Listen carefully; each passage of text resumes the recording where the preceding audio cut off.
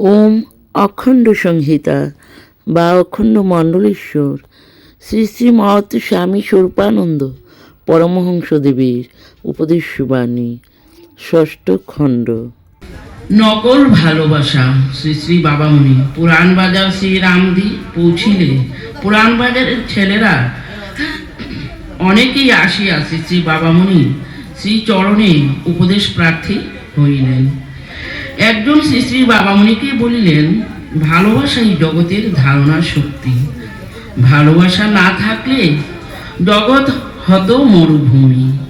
কিন্তু এই ভালোবাসায় ভেজাল এত বেশি যে চেনা কঠিন, কোনটি আসল কোনটি নকল। ভালোবাসার জন্যই ব্যাকুল হও, কিন্তু যার তার ভালোবাসাকে প্রকৃত ভালোবাসা বলে গ্রহণ করো না।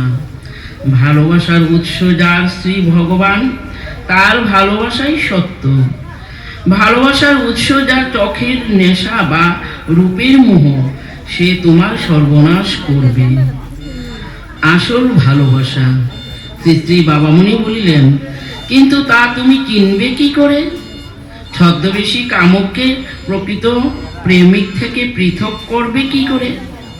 তারও উপায় আছে। আত্মপরীক্ষা করো। যার ভালোবাসা তোমাকে তার দিকে টানছে, তার ভালোবাসা কি তোমাকে ঊর্ধ্বমুখ করছে? তার সংস্পর্শ কি তোমাকে সত্যশীল করছে, পবিত্রতর করছে? তার সংসর্গ কি তোমার ক্রোধ, তোমার লোভ প্রভৃতি দোষকে সংশোধন করছে? তার সংস্পর্শেই কি তুমি পূর্বাপেক্ষা সরল, উন্নত চেতা ও সৎসাহসী হচ্ছে? তা যদি হও, তবে জানবে এই ভালোবাসা খাঁটি চিজ, এর উৎস সত্য স্বরূপ শ্রী ভগবান।